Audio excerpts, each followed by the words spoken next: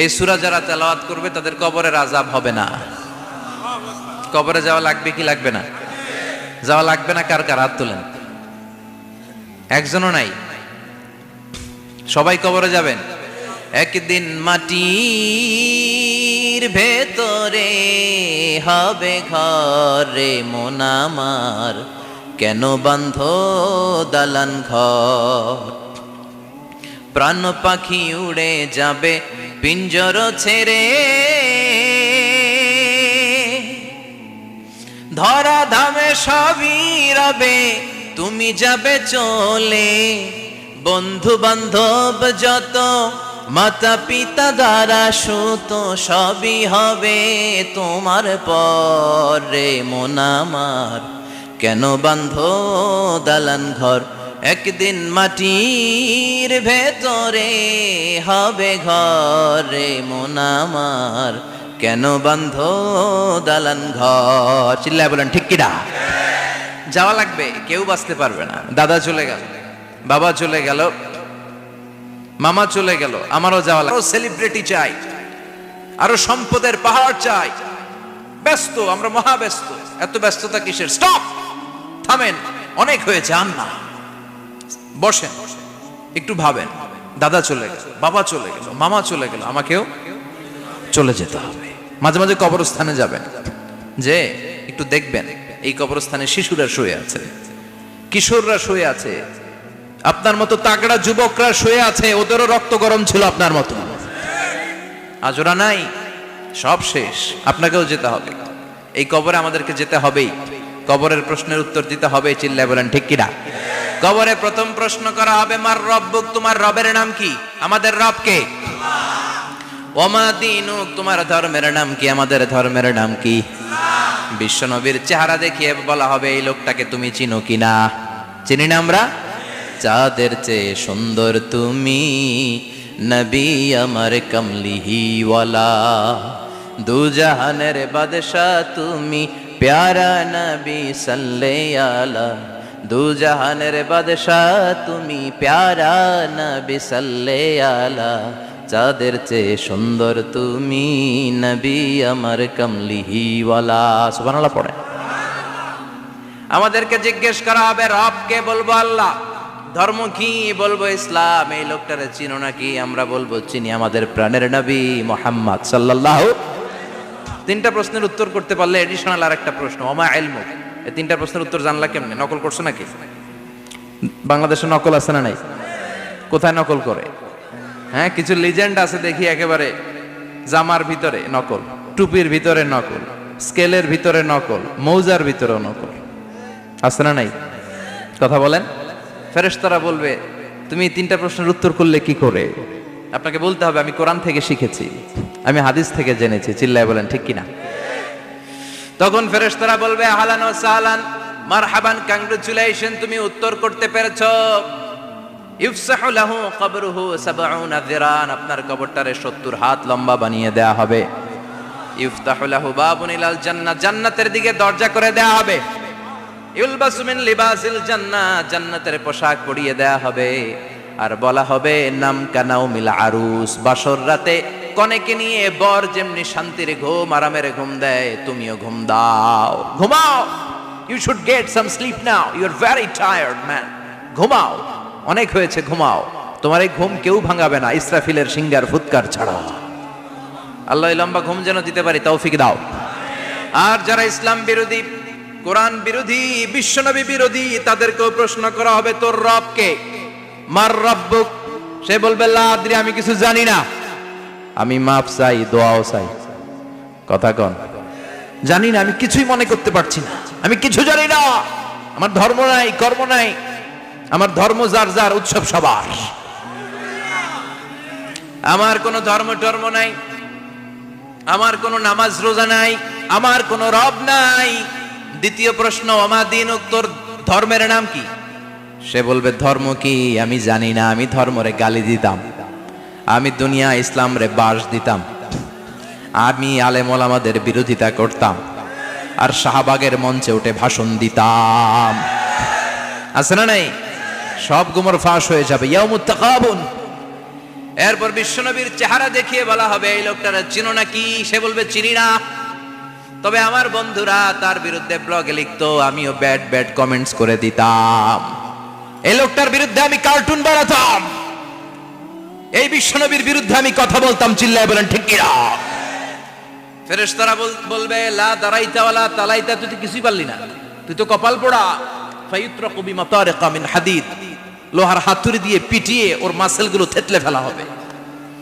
ওয়ায়ুকালু লিল আরদি ইলতাইমি, কবরের দুই পাশের মাটির বলা হবে চাপ দে, এমন চাপ দিবে ফাতাখতালিফা আদলাউহু, ডান পাশের পাজরের হাড্ডি বাম দিকে ঢুকে যাবে, বাম পাশের পাজরের হাড্ডি ডান পাশে ঢুকে যাবে, কিয়ামত পর্যন্ত এই মারামারি চলবে।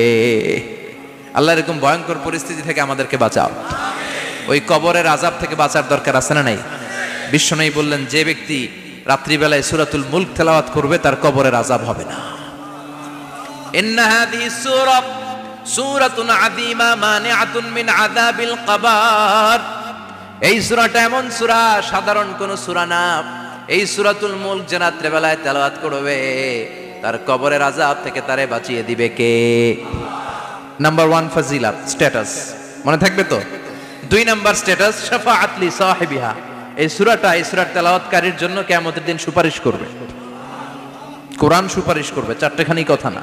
কোরআন যদি আপনার বিরুদ্ধে দাঁড়ায় আপনার জান্নাত ক্যান্সেল, আর কোরআন যদি আপনার ব্যাপারে আল্লাহর কাছে রেকমেন্ডেশন করে জান্নাত আপনার জন্য ওয়াজিব করে দিবে কে? এজন্য বিশ্বনবী বললেন শাফাআত লি সাহিবিহা, কিয়ামতের দিন তেলাওয়াতকারীর জন্য আল্লাহর কাছে সুপারিশ করবে। 2টা গেল। 3 নাম্বার বিশ্বনবী বললেন খাসামাত আন সাহিবিহা, এই সূরাটা কিয়ামতের দিন এই সূরার তেলাওয়াতকারীর পক্ষ নিয়ে আল্লাহর সাথে ঝগড়া করা শুরু করে দিবে, আল্লাহর সাথে ডিবেট করবে, ঝগড়া করবে, যতক্ষণ না হাত্তা আদখালাহুল্লাহুল জান্নাহ, হাদিসের টেক্সট হচ্ছে যে যতক্ষণ না আল্লাহ তাআলা তাকে জান্নাতে না ঢুকায় ততক্ষণ ওই সূরার তেলাওয়াতকারীর পক্ষ নিয়ে আল্লাহর সাথে বিতর্ক, ঝগড়া, তর্ক চলতেই থাকবে। সুবহানাল্লাহ, আরো আসতে বলেন।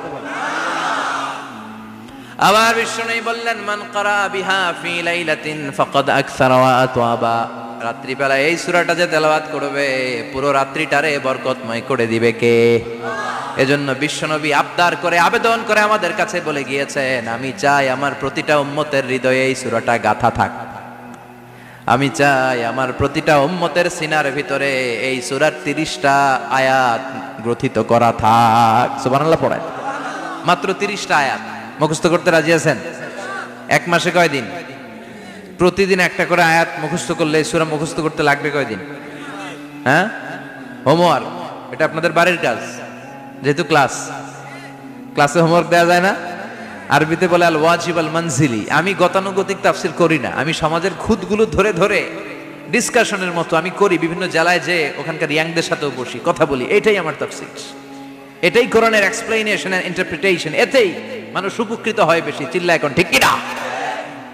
এটা আপনাদের বাড়ির কাজ, মাইথার দিয়া বাসীদের বাড়ির কাজ। হায়াতে আল্লাহ বাঁচায় রাখলে আবার কখনো দেখা হলে জিজ্ঞেস করবো যে মুলক মুখস্থ হয়েছে কিনা। কে কে মুখস্থ করবেন না হাত তোলেন, সবাই করবেন। এবার কে কে মুখস্থ করবেন হাত তুলে আমার না আল্লাহর দেখান। আল্লাহ তুমি কবুল করো, আরো জোরে পড়েন আমিন, হাত নামান। এই সূরাটা it's an eye opener for you, এটা আপনার চোখ খুলে দিবে। এই সূরাটা আপনার চোখকে খুলে দিবে, আপনার ঘুমন্ত বিবেককে জাগিয়ে তুলবে। স্রষ্টার ব্যাপারে আপনার যদি কোনো সাসপিশন থাকে, সন্দেহ থাকে, এই সন্দেহের পাহাড়কে ভেঙে এই সূরা চুরমার করে দিবে। চিল্লায় বলেন সুবহানাল্লাহ। আল্লাহ ডেকে বলে গোলাম, কিছু কিছু নাস্তিক আছে আমারে খুঁজে পায় না, এরকম কপাল পোড়া নাদান নাস্তিক বাংলার জমিনেও আছে না নেই? এরা বলে আনসিন ইজ নাথিং, যেটা দেখা যায় না ওটা মানি না, বলে না? Do you see the air in the atmosphere? বাতাসে, বায়ুমণ্ডলে যে বাতাস ঘুরে বেড়ায় এটা কি তুমি দেখো? তো মানো কেন? Why do you believe on that? Why do you believe on air? বাতাস বিশ্বাস করস কেন? কপাল পোড়া নাস্তিকরা বাতাস মানে না, কথা কন। Do you see the bad headache someone feel in his head and he is shouting? মাথার ব্যথায়, মাইগ্রেনের পেইনে যখন কেউ চিৎকার করে তার মাথার ব্যথা দেখা যায়। আমার এখন প্রচন্ড মাথা ব্যথা যদি হয়, আপনারা দেখতে পাচ্ছেন তো, নাস্তিকরা কি মাইগ্রেনের পেইন বিশ্বাস করে না? মাথা ব্যথা বিশ্বাস করে কি করে না? বাতাস বিশ্বাস করে কি করে না? কয় আনসিন ইজ নাথিং, যেটা দেখি না ওটা বিশ্বাস করি না, কপাল পোড়া। আল্লাহ ডেকে বলে, গোলাম আমার সৃষ্টির দিকে তাকা, আকাশের দিকে তাকা, বাতাসের দিকে তাকা, সাগরের দিকে তাকা। সাগরের মধ্যে আমি আল্লাহ আছি না নাই? বিশাল বড় বড় পাহাড়ের দিকে তাকা, ঝর্ণার দিকে তাকা, ঝর্ণার মধ্যে আমি আছি না নাই? ঝর্ণা ঝর্ণা ঝর্ণা রে, বলনা বলনা বলনা রে, কার বিরহে পাগল পাড়া তুই, কার মিলনে ফুল ফসলে ভরা রে তোর দুকুল বই, কার মিলনে ফুল ফসলে ভরা রে তোর দুকুল বই। ঝর্ণা ঝর্ণা ঝর্ণা রে, বলনা বলনা বলনা রে, কার বিরহে পাগল পাড়া তুই। সুবহানাল্লাহ পড়েন। ঝর্ণার দিকে তাকাও, সাগরের দিকে নজর করে দেখো, বিশাল পাহাড়ের দিকে নজর করে তাকাও, ওই পাহাড়ের মধ্যে আল্লাহরে খুঁজে পাবা। চিল্লায় বলেন ঠিক কিনা? এখানে ইমাম আবু হানিফার হাতে হাত রেখে শাহাদা বাক্য পাঠ করেছে। সুবহানাল্লাহ পড়েন। ঝিনুকের ভেতর লুকিয়ে থাকে যেমন মতি, ঝিনুকের ভেতর লুকিয়ে থাকে যেমন মতি, কালমা শাহাদাতে আছে আল্লাহর জ্যোতি, কালমা শাহাদাতে আছে আল্লাহর জ্যোতি। সুবহানাল্লাহ পড়েন। এই জ্যোতি যার হৃদয়ে একবার টাচ করে তার জন্য জান্নাতকে খুলে দেয় কে? এজন্য এই সূরা পড়লে নাস্তিকরা নাস্তিক থাকবে না। নাস্তিকদের জন্য এখানে আল্লাহ মেডিসিন দিয়েছেন, কিছু ডোজ দিয়েছেন। আলহামদুলিল্লাহ পড়েন। এই সূরা থেকে আমরা কিছু সময় কথা শুনবো, শুনতে রাজি আছেন তো? সূরার নাম চিল্লায় বলেন কি নাম? মুলক। মুলক মানে কি? মুলক মানে রাজত্ব, মুলক মানে ক্ষমতা, মুলক মানে পাওয়ার, মুলক মানে কিংডম, মুলক মানে সভরেইনটি। সুবহানাল্লাহ পড়েন। রব্বুল আলামিন বলেন, তাবারাকাল্লাযী বিয়াদিহিল মুলকু ওয়া হুয়া আলা কুল্লি শাইইন কাদির। সুমহান সেই সত্তা যার হাতে ক্ষমতা আর তিনি সব বিষয়ে ক্ষমতাশীল। সুবহানাল্লাহ। তাবারাকাল্লাযী বিয়াদিহিল মুলক, মহামহিম সে সত্তা, সুমহান সে সত্তা, বিয়াদিহিল মুলকু, যার হাতে ক্ষমতা। ক্ষমতা কার হাতে? চিৎকার করে বলতে হবে, কার হাতে? নাকি আমাদের হাতে? না সরকারের হাতে, পুলিশের হাতে, র্যাবের হাতে, মাশরাফির হাতে, হিরো আলমের হাতে? ক্ষমতা কার হাতে? ক্ষমতা শুধুমাত্র একজনের হাতে। চিল্লায় বলেন তিনি কে? আল্লাহর হাতে ক্ষমতা, আর তিনি হচ্ছেন সকল ক্ষমতার উৎস, centre of the all powers. সব ক্ষমতার উৎস কে? নাকি জনগণ? আমরা কিন্তু এটাই শিখি, এদেশে আমাদেরকে রাষ্ট্রীয়ভাবে শিখানো হয়, এটা রাষ্ট্রীয় কুফরি। সকল ক্ষমতার উৎস জনগণ নয়, সকল ক্ষমতার উৎস কে? উনি ক্ষমতার উৎস, তিনি ক্ষমতাশীল, মহা ক্ষমতাধর, তার ক্ষমতার সাথে কারো তুলনা হয় না। আমাদের কি ক্ষমতা আছে? কথা বলেন। বল্লা পোকার কামড় খাইছেন? হ্যাঁ, মৌমাছি কামড়াইছে? মৌমাছি কামড়াইলে চিল্লাচিল্লি শুরু করে, তো কি ক্ষমতা আছে আপনার? বল্লা কামড় মেয়েরা দেয় দৌড়, ওটা ধরে যে মার মইটাও পারি না। কুত্তায় কামড়াইলে আমরা কুত্তারে কামড়াইতেও পারি না। কথা বলেন। আমরা নাকি ক্ষমতার মালিক। পিছন থেকে কেউ যদি বলে হুজুর সাপ,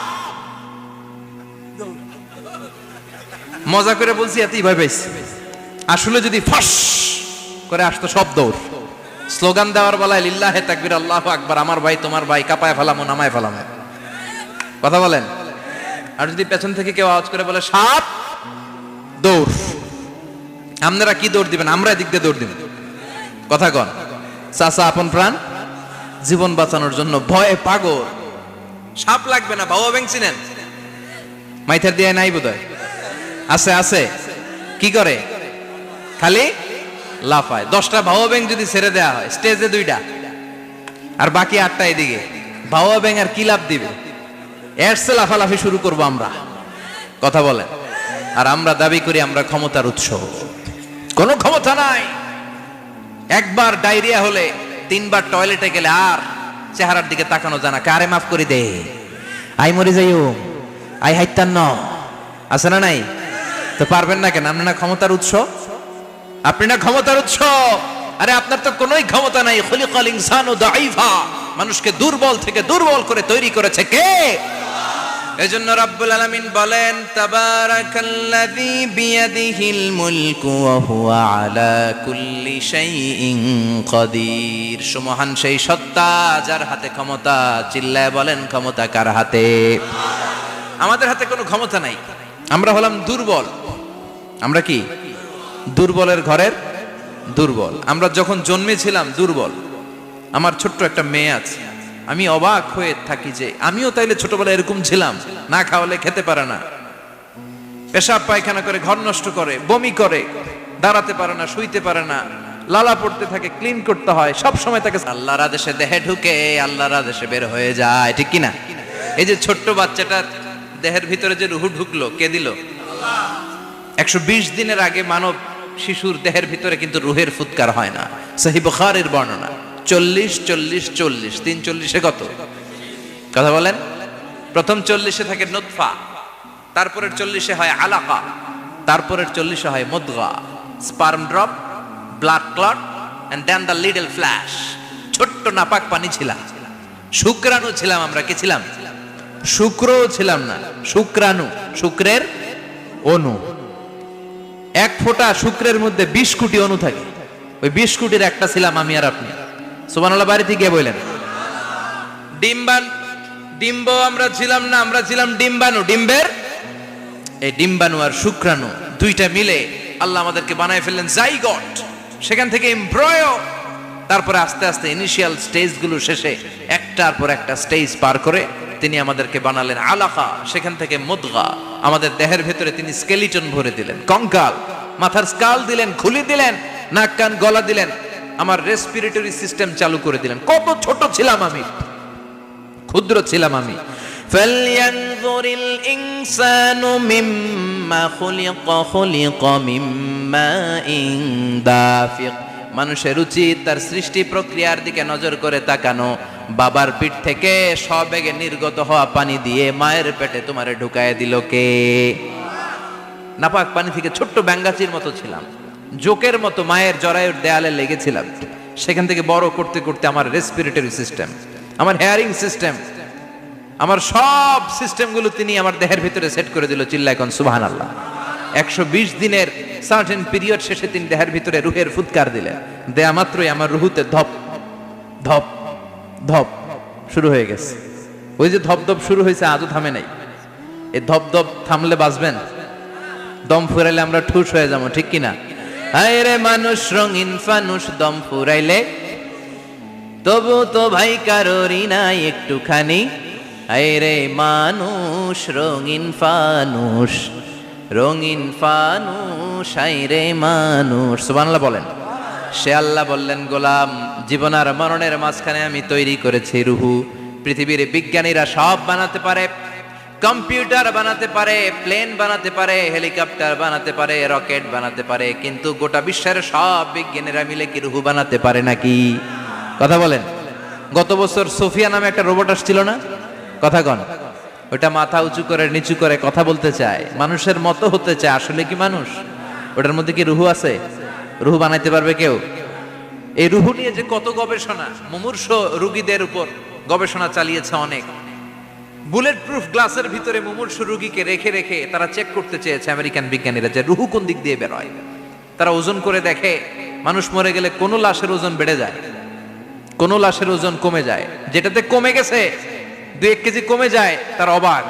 কিরা আগে ছিল 80 কেজি, এখন হচ্ছে 78 কেজি, তার মানে 2 কেজি না, এটাই রুহু। এটাই কি? এটা হচ্ছে গবেষণার ধাপ। অনেকগুলো মডিউল তারা আনে, অনেক মুমূর্ষ রোগীকে গ্লাস ফিটিং করা, ইন্টেন্সিভ কেয়ারে রেখে তারা অবজার্ভ করে, আর অক্সিজেন মাস্ক খুলে দিয়ে তারা দেখে যে লোকটা ছটফট করে কিভাবে মরে। মরার আগে ওজন মাপ ছিল 80 কেজি, মরে গেছে পরে আবার ওজন দিয়ে দেখে 78 কেজি। কমছে কয় কেজি? বিজ্ঞানে কয় পাইছি। সবাই কয় কি পাইছো? কয় রুহু। কই পাইলেন? কয় আগে 80, এখন 78, 2 কেজি। রুহুর ওজন কয় কেজি? তো বিজ্ঞানীদের সিস্টেম হচ্ছে যে কোনো একটা বিষয়ের উপর গবেষণা চালালে তারা পূর্ণাঙ্গ ডিসিশনে পৌঁছতে পারে না। They couldn't jump to the final conclusion just on one module, based on one module. They can't do it. তাদের অনেকগুলো মডিউল আনতে হয়। তারা আবার নমুনা আনলো আরেকটা। মুমূর্ষ রোগী, অক্সিজেন চেম্বার লাগানো, মাস্ক লাগানো, এটা খুলে ফেললে মরে যাবে। বুলেট প্রুফ করা গ্লাসের ভিতরে ঢুকিয়ে এটার ওজন মাপ, এটার ওজন 60 কেজি। এবার মাছ খুলছে ছটফট ছটফট করে, এটা শেষ। এবার মাপ দেখ, এবার মাইপা দেখা গেছে 63 কেজি। কয় কেজি বাড়ছে? এক একটার এক এক সিস্টেম হইতেছে, কোনোটা কমে, কোনোটা বাড়ে, কোনোটা কিচ্ছু হয় না। সবাই কয় তাইলে আপনি রুহু পাইলেন কই? আগেরটা কম ছিল, মনে করছিলেন 2 কেজি কমছে, ওইটাই রুহু, এখন 3 কেজি বাইরে গেছে, মিলাইবেন কি দিয়া? কথা কন। আল্লাহ ডেকে বলে, গোলাম কিয়ামত পর্যন্ত একটার পর একটা মুমূর্ষু রোগীকে বুলেট প্রুফ গ্লাসের ভেতরে ঢুকাতে পারবি, গবেষণা করতে পারবি, মাগার রুহু খুঁজে পাবি না। চিল্লায় বলেন ঠিক কি না? কারণ এই রুহুর মালিক কে? সে আল্লাহ বললেন, আল্লাযী খালাকাল মাউতা ওয়াল হায়াতা লিয়াবলুয়াকুম আইয়ুকুম আহসানু আমালা। জীবন আর মৃত্যু বানালাম তোমাদেরকে পরীক্ষা করার জন্য। পরীক্ষা আছে না নাই? গোটা দুনিয়াটাই পরীক্ষা। আল্লাহ যারে পছন্দ করে বেশি তার পরীক্ষাও। আসাদুন নাসি বালাআন আল আম্বিয়া। এই পৃথিবীতে আল্লাহ সবচেয়ে বেশি বালা মুসিবত দিয়ে পরীক্ষা করেছেন নবীদের। কারণ নবীরা আল্লাহর কাছে কম প্রিয় না বেশি প্রিয়? যেহেতু প্রিয় বেশি, পরীক্ষা। এজন্য মুমিনের উপর যদি পরীক্ষা আসে, মুমিনের উপর যদি অত্যাচার আসে, মুমিনের উপর যদি ধৈর্যের পরীক্ষা আসে, জেল জরিমানা আসে, মুমিন ওইটারে ভয় পায় না। মুমিন ভয় পায় একজনকে। চিল্লায় বলেন তিনি কে? কারণ আল্লাহর ঘোষণা, ওয়ালা তাহিনু ওয়ালা তাহজানু। ঘোষণাটা কার? ভয় নাই, তোদের চিন্তা নাই। আনতুমুল আ'লাউনা ইন কুনতুম মুমিনিন। তোমরাই বিজয়ী হবা যদি মুমিন হও, যদি মুমিন হও। এজন্য ধৈর্যের পরীক্ষা দিতে হবে, আল্লাহর উপর তাওয়াক্কুল করতে হবে, অত্যাচার আর জুলুম আল্লাহর নামে সহ্য করে যেতে হবে। চিল্লায় বলেন ঠিক কি না? কারণ মুসলিমের সাথে আল্লাহ থাকে। মুসলিমের বদদুয়াকে বিশ্বনবী ভয় করতে বলেছেন। কারণ মুসলিমের বদদুয়ার মাঝে আর আল্লাহর মাঝে পর্দা থাকে। যারা দুনিয়ার বুকে জুলুম করে তাদেরকে ক্ষমতার মসনদ থেকে নামিয়ে দেয় কে? আর যারা মজলুম হয়, যাদের রক্ত দিয়ে জমিন ভেজে, তাদেরকে জমিনের ক্ষমতা দিয়ে দেয় কে? আর যারা রক্ত ঝরায়, ইতিহাস বলে তারা শেষ পর্যন্ত প্রাণ আর জান নিয়ে পালাবার জায়গাটা পায় না। চিল্লায় বলেন ঠিক কি না? এজন্য মুমিন খুব ভালো করে জানে, রাত্রি যত গভীর হয়, সুবহে সাদিকের সময় কাছে আসতে থাকে। গর্ভবতী নারীর পেটের জ্বালা যন্ত্রণা, ব্যথার পেইন যত বাড়ে, নতুন মেহমান আগমনের সময় কাছে আসতে থাকে। তেমনি ইসলামের পক্ষের শক্তির উপর যদি অত্যাচার, অনাচার, স্টিম রোলার বেড়ে যায়, এটা প্রমাণ করে ইসলামের বিজয়ের সময় কাছে আসতে শুরু করেছে। চিল্লায় বলো ঠিক কি না? এজন্য রাব্বুল আলামিন ডেকে বলেন, গোলাম লিয়াবলুয়াকুম আইয়ুকুম আহসানু আমালা। কে ভালো আমল করো, কে খারাপ আমল করো, এজন্য আমি জীবন মরণ তৈরি করেছি। চিল্লায় এখন ঠিক কি না? এরপর আল্লাহ বললেন, ওয়ালাকাদ যায়্যানাস সামাআদ দুনিয়া বিমাসাবিহা ওয়া জাআলনাহা রুজুমান লিশ-শায়াতিন। সুবহানাল্লাহ বলেন। ওয়ালাকাদ যায়্যানাস সামাআদ দুনিয়া। মাইকম্যান কোথায়? সাউন্ডটা বাড়াও। এত দুর্বল কেন তোমার সাউন্ড? মনে হচ্ছে আমি মাইক ছাড়া কথা বলছি। সাউন্ডটাকে স্ট্রং করো। ওয়ালাকাদ যায়্যানাস সামাআদ দুনিয়া। I have beautified the closer sky with candles, with light and stars. আল্লাহ বললেন, আমি দুনিয়ার আকাশকে তারা দিয়ে সুশোভিত করেছি। আকাশে তারা আছে না নাই? এগুলো এমনি এমনি হয়েছে না? তৈরি করছে কে? বিশ্বাস হয়? কোনো সন্দেহ আছে? এখন তো লাইটিং ফাইটিং এর যুগে তারার যে কি সৌন্দর্য আমরা বুঝি না। আমরা যখন ছোটবেলা গ্রামে যেতাম, রাতের বেলা তারার মেলা, কি সুন্দর, একটার চেয়ে একটা সুন্দর। শুকতারা, ধ্রুব তারা, সপ্তর্ষি মণ্ডল, 7টা তারার একটা চেইন আছে, চিনেন এগুলো? কি সুন্দর তারা! এগুলো তৈরি করে রেখেছে কে? প্রথম আকাশের মহাশূন্যকে আল্লাহ এই তারকা দিয়ে বিউটিফাই করেছেন। It's a candle. আল্লাহ সাজিয়ে রেখেছেন। আমরা খালি চোখে যেটা দেখি, এটা কিন্তু আকাশ না, এটা প্রথম আকাশ নয়। প্রথম আকাশ যে কত দূরে আমেরিকার নাসার বিজ্ঞানীরাও জানে না। খালি চোখে আমরা যা দেখি, এটা প্রথম আকাশের মহাশূন্য। এর অনেক অনেক অনেক উপরে প্রথম আকাশ। এরপরে দ্বিতীয় আকাশের মহাশূন্যের স্তর শুরু, এরপরে দ্বিতীয় আকাশ, তারপরে তৃতীয় আকাশের মহাশূন্যের স্তর শুরু, তারপরে তৃতীয় আকাশ। একটার চেয়ে আরেকটা বড়। প্রথম আকাশের চেয়ে দ্বিতীয় আকাশ কত বড় বলি? আপনার হাতের আংটিটা যদি সাহারা মরুভূমিতে আপনি ছড়ে ফেলে দেন, পুরো মরুভূমির তুলনায় আংটি যত ছোট, আল্লাহর দ্বিতীয় আসমানের তুলনায় আল্লাহর প্রথম আসমানটা ঠিক তত ছোট। একটা একটার চেয়ে একটা বড়, একটার চেয়ে একটা বড়। এই সূর্য দেখে আমরা অবাক হয়ে যাই। 9,30,00,000 মাইল দূরে, এই পৃথিবীর চেয়ে 13 লক্ষ গুণ বড়। এটার সানশাইন, আলো আসতে পৃথিবীতে 8 মিনিট 18 সেকেন্ড লেগে যায়। আমরা মনে করছি সূর্যই বড়। আমরা বসে আছি মাইথার দিয়াতে, তাই না? এই জায়গাটার নাম কি? মাইথার দিয়া। কি খালি এতটুকু প্যান্ডেলের সমান? কত বড় মাইথার দিয়া! এই পুরো মাইথার দিয়া কোন থানায় পড়ছে? দাউদকান্দি। দাউদকান্দি হচ্ছে কুমিল্লার 16টা থানার একটা, ঠিক কিনা? 16 থানা মিলে কুমিল্লার একটা জেলা। এরকম কয়টা জেলা আছে? 64 জেলা। এই 64 জেলা মিলে আমাদের সুজলা সুফলা শস্য শ্যামলা ডিজিটাল বাংলাদেশ। কথা কন। আর বাংলাদেশ হচ্ছে পৃথিবীর সবচাইতে বড় দেশ। হ্যাঁ, 64 জেলা, এরপরে ছোট। যাদের অ্যাটলাস ম্যাপ নিয়ে যাদের ধারণা আছে তারা দেখবেন বাংলাদেশ এই শব্দটা লেখার জায়গাও আমরা পাই না। মানচিত্রে বাংলাদেশ শব্দটা লেখার জায়গা পায় না। বিআরএ উঠে যায় ইন্ডিয়ার উপর, আর ডিএসএচ উঠে যায় আবার ইন্ডিয়ার উপর। মাঝখানের দুইটা অক্ষর বাংলাদেশের উপরে পড়ে। চিল্লায় বলেন ঠিক কিনা? কত ছোট দেশ। পাশের ইন্ডিয়া 20-25 গুণ বড়। ইউরোপ আমেরিকার অনেক দেশ আছে, আমেরিকায় বাংলাদেশের চেয়ে শতগুণ বড়। কানাডা কয়েকশো গুণ বড়, রাশিয়া কয়েকশো গুণ বড়। এরকম প্রায় 200 দেশ নিয়ে পৃথিবীর স্থলভাগ, আর 70% হচ্ছে শুধু পানি। এই সব মিলে আমাদের এই পৃথিবী। আর এত বড় পৃথিবীর চেয়েও নাকি সূর্য 13 লক্ষ গুণ বড়। তার মানে সূর্যই বড় না, সূর্যের চেয়ে অনেক বড় তারা আছে। সূর্যের পরে পৃথিবীর সবচেয়ে কাছের যে তারা বা স্টার, ওটার নাম হচ্ছে প্রক্সিমা সেন্ট্রাই। নাম কি?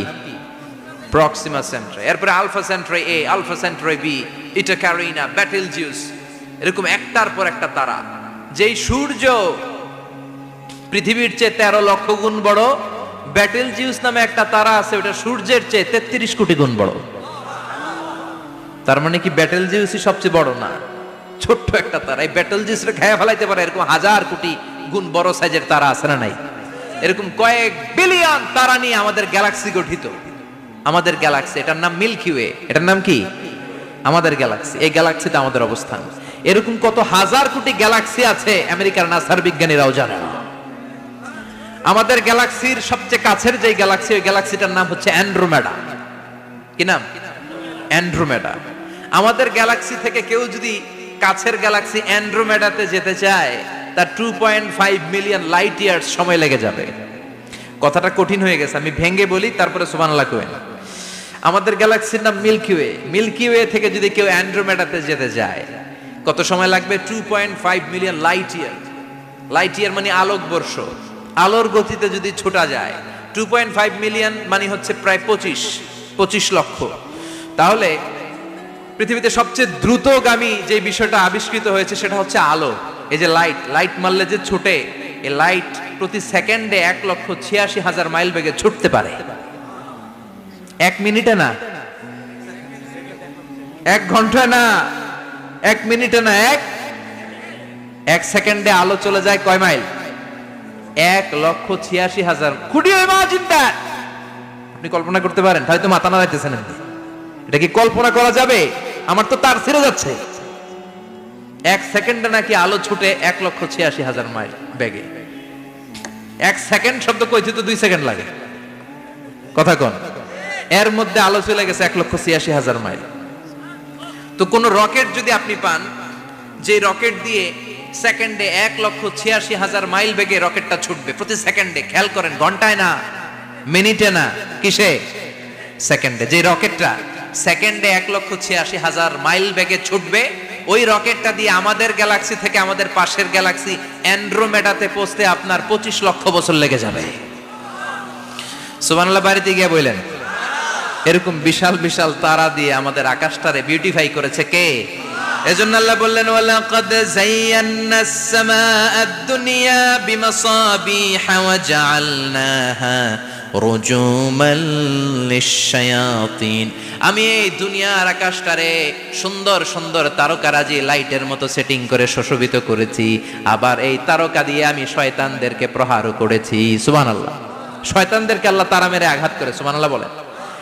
এরপরে এই সূরার প্রথম রুকুর শেষে আল্লাহ বললেন, وأسروا قولكم أو اجهروا به إنه عليم بذات الصدور ألا يعلم من خلق وهو اللطيف الخبير আল্লাহ বললেন وأسروا قولكم তোমরা যদি গোপনে কথা বলো أو اجهروا به কিংবা স্পষ্ট করে বলো সব শুনে কে আপনি যেমনি বলেন শুনবে কে বলেনই নাই শুধু মনে মনে ভাবছেন শুনবে কে সুবহানাল্লাহ কইবেন না সাত আকাশের উপরে আরশের উপরে তার অবস্থান সাত জমিনের নিচে কোনো গোপনতম প্রকোষ্ঠে কোনো ছোট্ট বাক্সের ভেতরে যদি কোনো পিপিলিকা নীরবে হেঁটে যায় আল্লাহ বলে আমি ওই পিঁপড়ার হেঁটে চলার পায়ের আওয়াজটাও শুনতে পাই এজন্য কেউ যেটা শোনে না শুনে কে এরপর আল্লাহ বললেন হুয়াল্লাযী জাআলা লাকুমুল আরদা যালুলান ফামশু ফি মানাকিবিহা ওয়া কুলু মির রিজকি ওয়া ইলাইহিন নুশুর সুবহানাল্লাহ বলেন আল্লাহ ডেকে বললেন গোলাম তোমাদের জন্য জমিনটারে আমি বিছানা বানিয়েছি আল্লাযী জাআলা লাকুমুল আরদা ফিরাশা জমিনটারে বিছানা বানিয়েছে কে এই বিছানার মতো সমতল জমিন দিয়ে তোমরা হেঁটে বেড়াও চলে বেড়াও হেলে দুলে পড়ার সুযোগ নাই ঠিক কি না এই যে মাইথার দিয়ার আজকের যে ময়দান এটা যদি বিছানার মতো সমান না হয়তো বসতে পারতেন কথা কোন এই ময়দানের প্যান্ডেলের এদিক দিয়ে উঁচা এদিক দিয়ে গর্ত এদিক দিয়ে নিচা এদিক দিয়ে খাড়া কেমন হইতো কথা কোন কেউ আমারে দেখতো কেউ দেখতো না কেউ দাঁড়াইয়া কেউ বইসা আছে না নাই কিন্তু জমিনটারে সমতল বানালো কে আপনি যদি বিমান থেকে যদি আপনি দেখেন বিমানের গ্লাস দিয়ে জানলা দিয়ে যদি আপনি নিচের দিকে তাকান আপনি দেখবেন মনে হবে পুরো জমিনটাকে আল্লাহ সবুজ কার্পেট দিয়ে কার্পেটিং করে রেখেছে এই সৌন্দর্য দিয়েছে কে আবার রব্বুল আলামিন বলেন জমিনটারে সমান দেখে কার্পেটিং দেখে মনে করো না তোমরা বেঁচে গিয়েছো আমার দেয়া বিধান আমার জমিনে যদি কায়েম করতে না পারো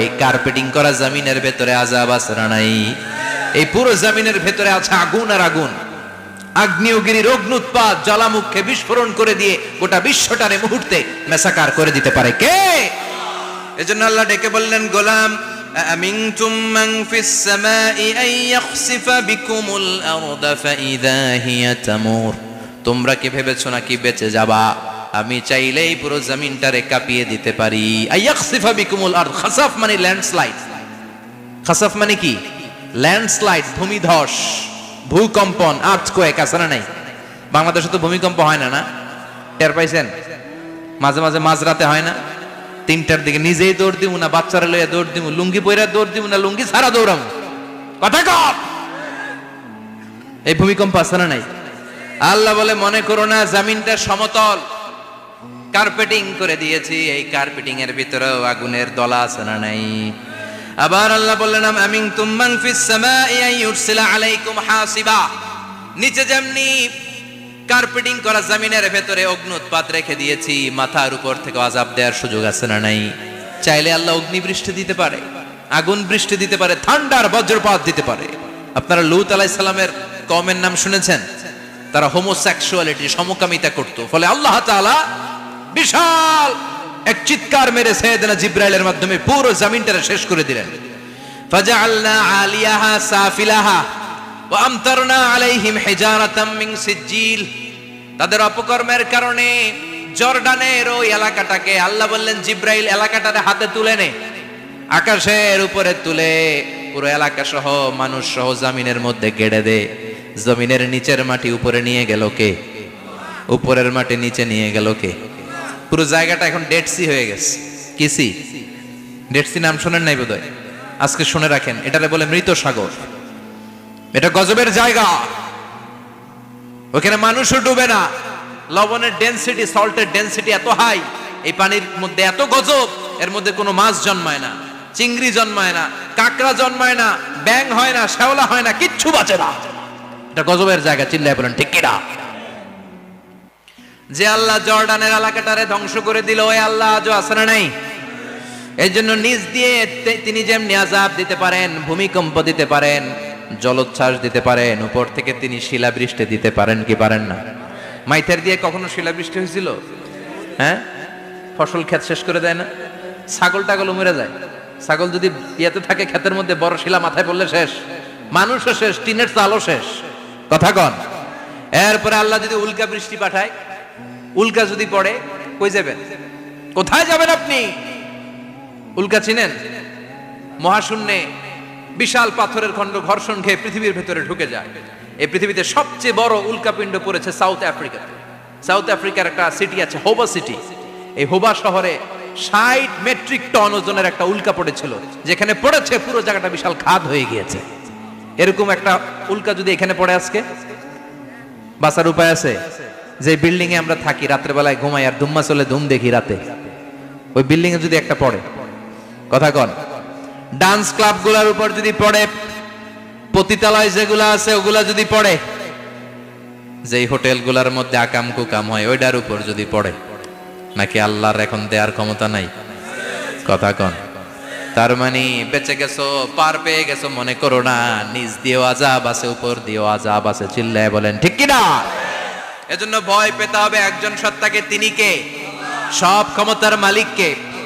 এরপর আল্লাহ বললেন আওয়ালাম ইয়ারাউ ইলা আত-তায়রি ফাওকাহুম সাফাতিন ওয়া ইয়াকবিদনা মা ইউমসিকুহুন্না ইল্লার রাহমান ইন্নাহু বিকুল্লি শাইইন বাসীর। সুবহানাল্লাহ বলেন। আল্লাহ বলেন তোরা নাস্তিক হস কেমন করে? মানুষ নাস্তিক হয় কেমন করে? মানুষ কি মুক্ত বিহঙ্গের দিকে নজর করে তাকায় না? আকাশে মুক্ত বিহঙ্গ নাই? বিহঙ্গ বুঝছেন তো? পাখি। পাখির কথা কোরআনে বললো কে? সুবহানাল্লাহ কইবেন না?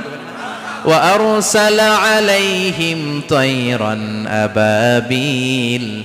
আবার কাবা ভাঙতে এলে পাঠাওয়া বাবিল। দাও খোদা দাও আমায় আবার উমর দরজ দিল।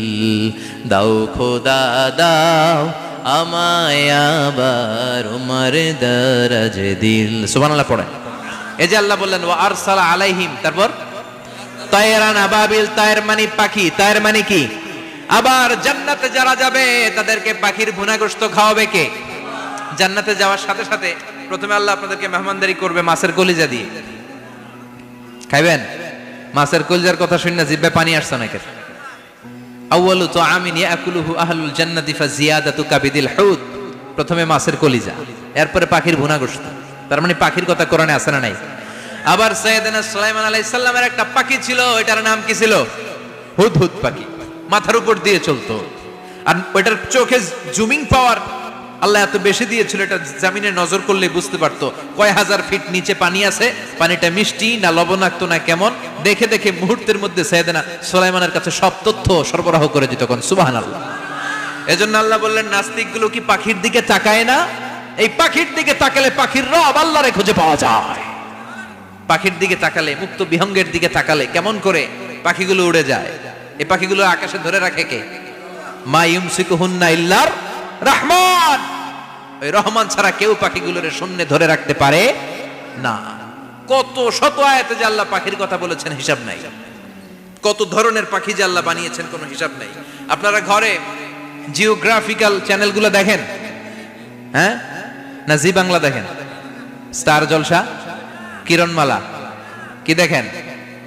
জিওগ্রাফিক্যাল চ্যানেল দেখবেন। ওখানে দেখবেন একটা পাখি আল্লাহ তৈরি করেছে, পৃথিবীর সবচেয়ে ছোট পাখি, নাম হলো হামিং বার্ড। কি নাম? The smallest bird ever in the world. সবচেয়ে ছোট। এটা প্রাপ্তবয়স্কে 3 থেকে 5 ইঞ্চি লম্বা হয়। এটার পূর্ণ যৌবন এটা লম্বা কতদূর? 3 থেকে 5 ইঞ্চি। এটা প্রতি সেকেন্ডে ডানা ঝাপটাতে পারে 80 বার। কয়বার? আমাদের ডানা আছে না 2টা। আপনি আপনার ডানা 1 সেকেন্ডে কয়বার ঝাপটাতে পারবেন? হ্যাঁ, আমি ঝাপটাইলাম, কয়টা হয়েছে 1 সেকেন্ডে? হ্যাঁ, 3টা 4টা ঝাপটা দিতেই আমার সেকেন্ড শেষ। কিন্তু এই পাখিটা প্রতি সেকেন্ডে তার 2 পাখা ঝাপটায় কয়বার? পৃথিবীর সব পাখি সামনে ওড়ে, তো এই পাখি সামনে যেমনি ওড়ে, এট দ্য সেম টাইম এই পাখি পিছনের দিকে উঠতে পারে। সুবহানাল্লাহ। বাড়িতে যায় বললেন। ইউরোপের আল্পস পর্বতমালায় গুগল করবেন যে আজকে গুগলে লিখবেন যে আলপিন সুইফট একটা পাখি আছে। এই পাখিটা একবার যখন শূন্যে উড়াল দেয়, উড়ন্ত অবস্থায় এটা আকাশে 6 মাস থাকতে পারে। আকাশের মেঘের আপ থেকে পানি খায়, শূন্যে ভেসে বেড়ানো পোকামাকড় ধরে খেয়ে বেঁচে থাকে।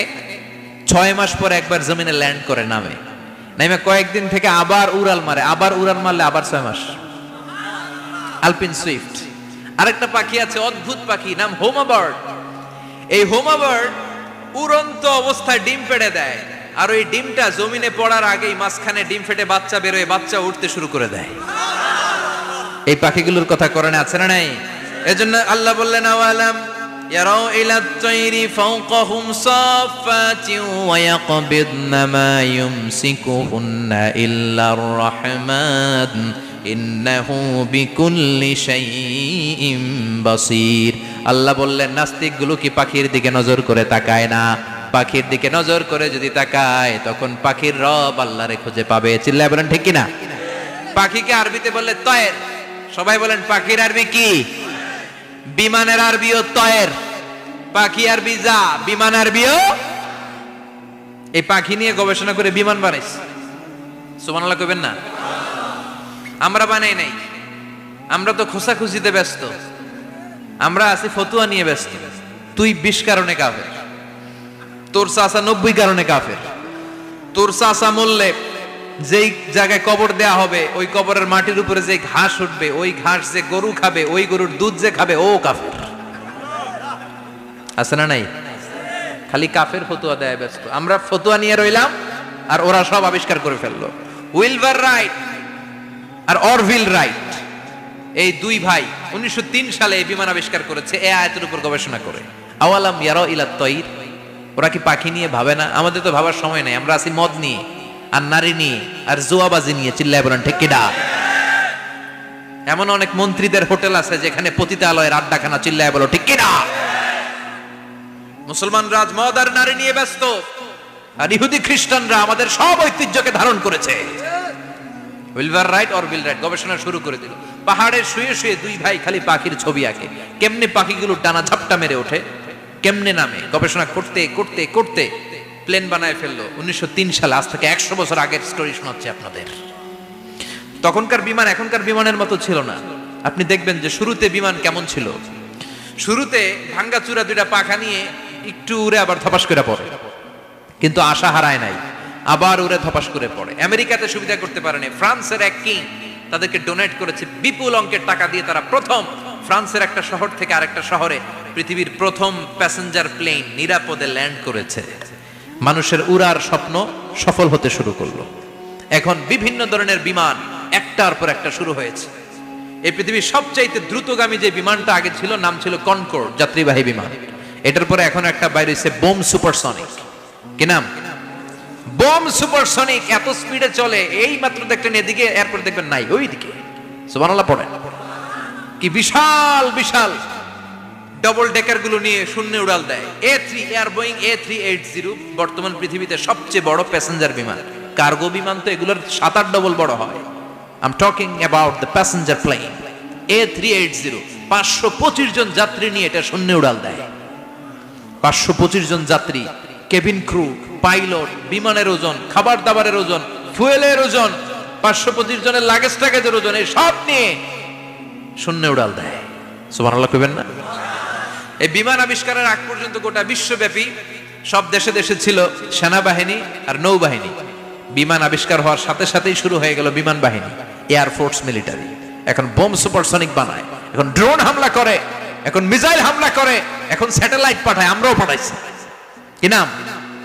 Bangabandhu satellite. We launching the Bangabandhu satellite channel last year. আমরা বঙ্গবন্ধু স্যাটেলাইটও পাঠাইছি উপরে। সবকিছু পাখির উপর গবেষণা করে হয়েছে। চিৎকার করে বলেন ঠিক কিনা? এজন্য আল্লাহ ডেকে বললেন, গোলাম ওরা কি পাখির দিকে তাকায় না? পাখির দিকে যদি নজর করে একটিবার তাকাতো, নাস্তিক আর নাস্তিক থাকতে পারতো না। এজন্য নাস্তিকদের জন্য সূরার ভেতরে ডোজ আছে, আই ওপেনার আছে। সর্বশেষ আল্লাহ একটা প্রশ্ন দিয়ে এই সূরাটা শেষ করলেন। প্রশ্নটা শুনবেন? শুনবেন সবাই? আল্লাহ বললেন, কুল আরাআইতুম ইন আসবাহা মাউকুম গাওরান ফামান ইয়াতিকুম বিমাইম মাইন। বলো দেখি সবে, শুকাইয়া যদি যায় এই পৃথিবীর পানি, তাহলে হেথায় তটনির ধারা কে দিবে সবারে আনি? কে দিবে আনি? একদিন সকালবেলা ঘুম থেকে উঠছেন, টয়লেটে যাবেন, মুখ ধুবেন, স্কুলে যাবেন, অফিসে যাবেন, কাজে যাবেন, যায় দেখেন টিউবওয়েল চাপতেছেন, পানি নাই। ট্যাপ ছাড়লেন, পানি নাই। চোখের মধ্যে ময়লা, নাকে ময়লা। টয়লেটে যাবেন, পানি নাই। পুকুরে নাইমা দেখেন পানি নাই, বিশাল বিশাল মেশিন বসিয়ে মাটির নিচ থেকে ভূগর্ভস্থ পানি ওঠানোর চেষ্টা করলেন, একটা পানি নাই, এক ফোঁটা পানি গোটা বিশ্বে কোথাও নাই। কে দিব পানি আপনারে? পানি সম্পদ মন্ত্রী দিব, ডোনাল্ড ট্রাম্প দিব, শেখ হাসিনা দিবে? কেউ দিতে পারবে? এক ফোঁটা পানি বানানোর ক্ষমতা আমাদের নয়, ঠিক কিনা? পানির বৈজ্ঞানিক নাম হচ্ছে H2O। কি নাম?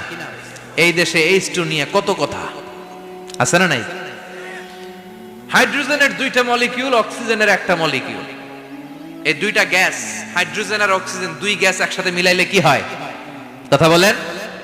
মিঠা নদীর পানি। সুবহানাল্লাহ পড়েন।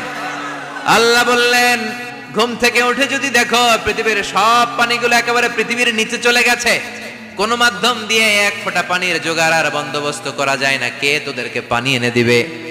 কথা কন। আল্লাহ ছাড়া এক ফোঁটা পানি এনে দেওয়ার মতো ক্ষমতা কারো আছে নাকি? আবার পানি থেকে পৃথিবীর সব কিছুরে বানালো কে? ওয়াজআলনা মিনাল মাই কুল্লা শাইইন হাই আফালা ইউমিনুন। আল্লাহ বললেন, পানি থেকে গোটা বিশ্বের সব আমি বানালাম। সব জীবিত জিনিস তৈরি হয়েছে পানি থেকে। এটা কোরআনের কথা। কার কথা? আর ১৫০০ বছর পর বিজ্ঞানীরা এখন বলছে পানি থেকেই সব প্রাণ এসেছে। সুবহানাল্লাহ পড়েন। বিজ্ঞানীদের রিসার্চে এসেছে পৃথিবীর সর্বপ্রথম যে প্রাণীটার উৎপত্তি, এটার নাম নাকি অ্যামিবা। কি নাম? It's a very small unicellular organism in the world. এককোষী শৈবাল অ্যামিবা এসেছে পানি থেকে, ওদের কথা। তারপরে এসেছে জুপ্লাঙ্কটন, ফাইটোপ্লাঙ্কটন, ব্যাকটেরিয়া প্লাঙ্কটন, একটার পর একটা ডেভেলপ করেছে, সব এসেছে পানি থেকে। পানি নাই তো কিচ্ছু নাই। পানি হচ্ছে প্রাণের ব্লুপ্রিন্ট। চিল্লায় বলেন ঠিক কিনা? পানির মধ্যে সব প্রাণের অস্তিত্ব রেখে দিয়েছে কে? আবার ফলের মধ্যে আল্লাহ পানি দিয়ে বললেন, আন্না সাবাবনাল মাআ সাব্বা। যেখানে যতটুকু পানির দরকার, রসের দরকার, সব রস দিল কে? ক্ষীরার ভিতরে পানি আছে না নাই? কলার ভিতরে, আপেলের ভিতরে, তরমুজ, তরমুজ তো পুরাই পানি। কথা কন। ডাবের ভিতরে কে দিল? নাকি আমনে বানাইছেন? কেউ বানাতে পারে? এই পানিগুলো দিল কে? আবার আল্লাহ বললেন, মারাজাল বাহরাইনি ইয়ালতাকিয়ানি বাইনাহুমা বারযাখুল লা ইয়াবগিয়ান ফাবিআইয়ি আলাই রাব্বিকুমা তুকাযযিবান। দুই দিকে সাগর বয়ে যায়, একদিকে এলো না পানি, একদিকে মিঠা পানি, একসাথে সাগরটা বয়ে যায়, কিন্তু মাঝখানে এমন ব্লকেজ, একটার পানি আর একটার সাথে মিশে না, আটকায় রাখলো কে? দেখছেন আপনারা কোথাও এটা? কই দেখছিলেন? গোয়ালন্দ, বুড়িগঙ্গার এখানে একসাথে পানি বয়ে যায়, এই জায়গায় পানি এই জায়গায় পানি মিলে না,